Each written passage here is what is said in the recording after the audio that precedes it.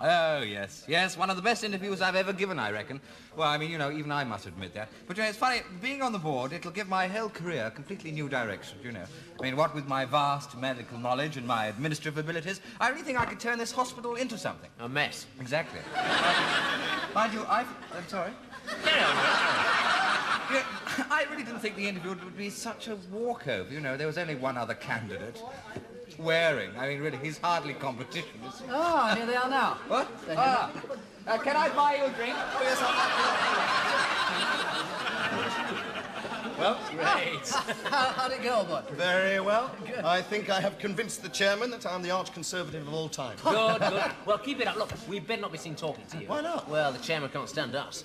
Which makes us, incidentally, very good friends of Bingham's. I see. Do you know anything about Waring at all? Who? Dr. Waring. No, not very much. No, he doesn't mix much with us. Well, between you and me. And me. And him, he's a bit of a snob, you know. Eating and all that. Yes, says all the right things. Oh. His mother's a queen or something, I don't know. No. Oh. He's having you on. She's a countess. Countess, that's it, countess. Really? Who's a countess? Nobody. Dr. Waring's mother. What rubbish! She's just... Yes, it is rubbish, isn't it? I mean, it doesn't make him any better than us, does No, it? what I'm trying to say Oh, is... come on, Larry, please, don't get on your revolutionary kick, please. What? Oh, hell. What? Oh, I mean, good work. Wonderful. Ah, Dr. Waring, been hearing about your mother. Her antlers? I'm sorry I let it slip about your mother being a countess. We'd no idea you were so well connected. Well, yes, it comes as a surprise to lots of people.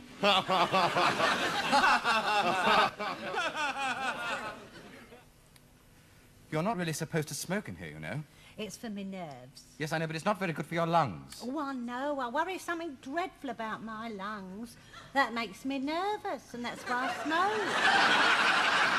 How's me foot? Well, it's just a slight sprain. I'll bandage it up and you'll be fine. Oh, good. You see, I was just coming out of Oxford Circus Underground, and I thought, now I'll get myself a nice coat in real imitation leather. You see, my husband's a policeman, and they don't get much money. Anyway, I just stepped off the pavement and bang went me ankle. What, you did this in Oxford Circus? Yes. But that's miles away. Oh, I came on the tube. You see, my son's a doctor here. Oh, I see. Right, now, Mrs. Waring,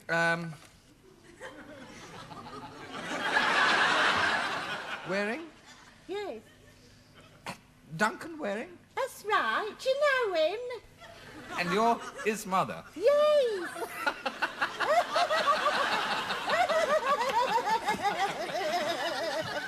Do I understand your mother's also interested in hospital charities? Yes, very much indeed, yes.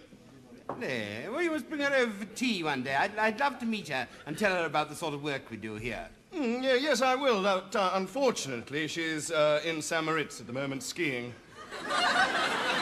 This time of year? What is skiing? In St. Moritz? Excuse me, sir. Do you mind if I have a quiet word with Waring? Not at all, carry on. Yes, Bingham. Waring, about your mother. What? Well, I don't really know quite how to put this. What? But I've had to admit your mother into my ward. What? Yes, well, it's nothing serious. Well, just a sprained ankle. Oh, never was a very good skier, sir. But how did she come to be here? Yes, how did you come to be here, Waring? Private plane. A private train. Plane. Oh, plane. A private plane. Yes, she also bumped her head, most probably on her private propellers. Yes. So, we can't be too careful, so I've admitted her. Oh, well, excuse me, I better go and see her. No, Waring. I've just had a lovely idea. Don't you think it would be nice if you took the chairman along to meet your mother? I mean, it's not often we have a countess admitted to our general wards, is it, sir? Indeed, no. I'd love to. Ah. Hello, Mum? Mum? Here. Duncan! Hello! Oh, look at you. You look like a painter. Well, give us a kiss, then. Well, go on, then. It's me, Mother. So, how's your ankle?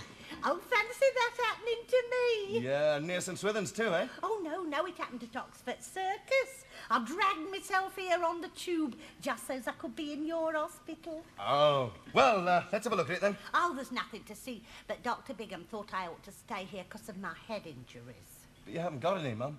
Oh, but there might be brain damage. No, I was just talking to the doctor and he said you're fine. Oh, good. That's nice, isn't it? All's well that ends well. Oh, it is nice to see you. And you, Mum. So, if you're all right, why don't you discharge yourself and go home, eh? I'll get you back. Oh, no, not till 3 o'clock. Oh, no, you don't have to stay, Mum. No, that Dr. Bigham wants me to meet a distinguished person. Ah, well, that was another point, you see. Well, this distinguished person has been called away urgently, so, I mean, there's really no need for you to stay. Oh, no, I ought to wait and say goodbye to Dr. Bigham. He was ever so jolly. Hello, Mrs. Waring. Oh, Mum, you remember Paul? Yes. Duncan. Well? She won't leave. No, don't worry, Dick's had a better idea. Oh, it's amazing how he works overtime where money's concerned. Well, he's going to try and persuade somebody to sit in for your mother for 5 minutes. What? You know, some pucker type. You can introduce her to the chairman as your mother, and she'll chat about hospital donations, etc. And Bob's your uncle. I don't care who my uncle is, but he's going to play me Mum. I've no idea. But don't worry. What about Bingham, though? All taken care of. 5 minutes before he comes in here with the chairman, Bingham will get a phone call from Mavis telling him that Loftus has specially asked for him to whip out a kidney. See you in the anteroom at 1:45. OK. You know, I don't like that Paul Collier. He'd sell his own mother if the price was right. Hey, who'd you get? Well, it's a bit I'm waiting, Dr. Waring. Yes, in here, sir. yes. Oh, well, you'd better lead the way. Oh, fine. Anything wrong?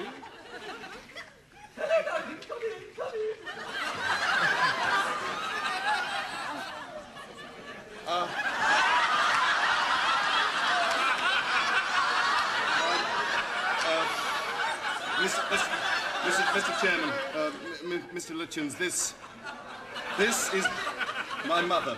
Awfully nice to meet you. 2 minutes to go, Duncan. Yes, ma'am. Well, sorry I didn't have much time to chat, but I'll tell you what, I'll come over the weekend, yeah? Oh, will you? Oh, that'll be lovely. Oh, it's been nice seeing you again. I'll see you two later. Oh, hang on, I forgot my handbag. She? I think, it's a patient waiting an operation. Yeah, a sex operation. Bye.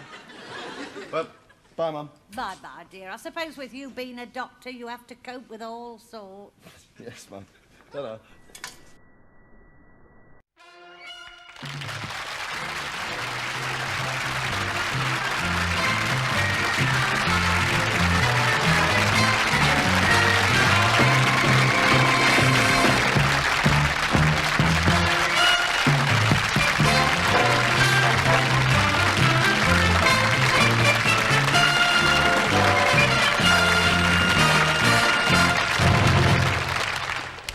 No, anyway, Mrs. Harding said she used to go there and she said she never had anything but trouble with them, what with them getting the orders mixed up. Dear me, they are terrible, aren't they?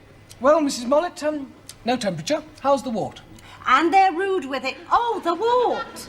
Well, it's still there. I've been putting the stuff on, but it won't shift. Isn't there anything else you can give me? Well, if it's not gone in a week, we'll try something else, all right? Oh, all right, Dr. Upton. And they get the bills wrong. They charge Mrs. Upton for 4 jars of calf's foot jelly she'd never set eyes on. Good evening, Mrs. Mollet. Oh, good evening, Dr. Griffin. I was just saying about the Greenaways, the trouble. Yes, Mrs. Hutton was just telling me. I mean, it isn't as though they were cheap. No, quite. Well, you let me know about the wart, Mrs. Mollet. I will. Do you know they charge me 28 new whatever it is for a 3-ounce wedge of Belpese cheese? So I said, oh, well, Mr. Greenaway, I said, if that's your attitude, Mr. Greenaway, I said, I'll buy my Norwegian lumpfish caviar elsewhere. So he said... Jolly good for you, Mrs. Mollet. And let's have a look at the wart, shall we? So he said... Oh, it's gone. So it has. Yes, marvellous. So he You said... see, I told you that stuff would clear it up. Oh, no, Doctor, it wasn't your stuff. What? No, I went to Mrs. Spot and she rubbed a snail on it. So he said to me... A snail? Yes, then she puts the snail on a thorn, and when the snail dies, the wart goes away. So he's... Yes, but you seriously don't really believe... I mean, you've been putting formaldehyde on for a long time. Yes, weeks, and it was still there. She rubs it with a snail, and it's gone in 3 days. Ah, yes, but you can't Now, really... Doctor, don't get jealous. I mean, you're only young, aren't you? She's been a witch for years. Good morning, dear. Morning, Mrs. Mollet. Come and sit down. What is it this time?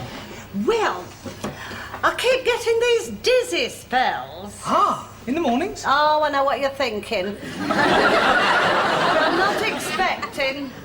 Love's young dream fades a bit after your 7th.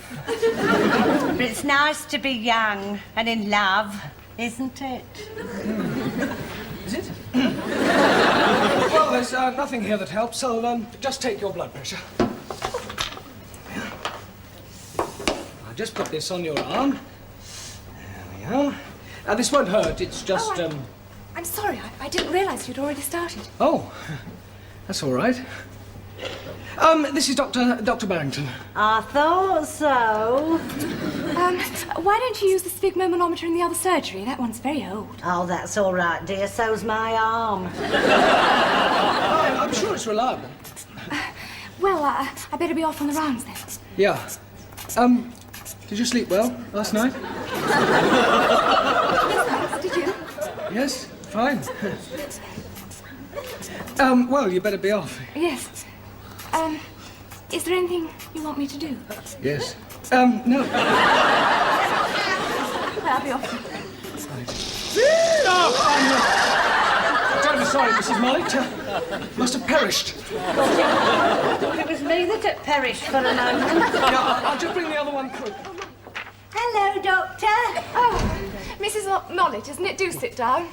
Look, I must apologise for Dr. Upton's behaviour yesterday. Oh, that's all right, dear. I understood. I had a bit of shopping to do anyway, and I didn't want to appear a gooseberry. And it's nice to see young people like that. Mrs. Mollet, what are you doing in here? I'm taking surgery. Why aren't you taking it in there? Because I'm taking it in here. You're out on the rounds. I know where I am. Not sure I do. Sorry, Mrs. Mollet. I'll just get your card. It's not in there. I had it out when I dealt with Mrs. Mollet yesterday. You didn't deal with Mrs. Mollet yesterday. She walked out on you. She didn't walk out on me. She crept. Ah, here it is. You've not dealt with Mrs. Mollet before, have you? I think you'll find that 2 years ago... I can read, thank you. You're in my way. Well, I wouldn't be in your way if you were in your own surgery. Stop being so petty. I've got a patient to deal with. Well... Mrs. Mollet, she's gone again. That's your fault. You really are acting stupidly. Me? What do you mean? Well, you're whispering for a start. Well, that's only because she...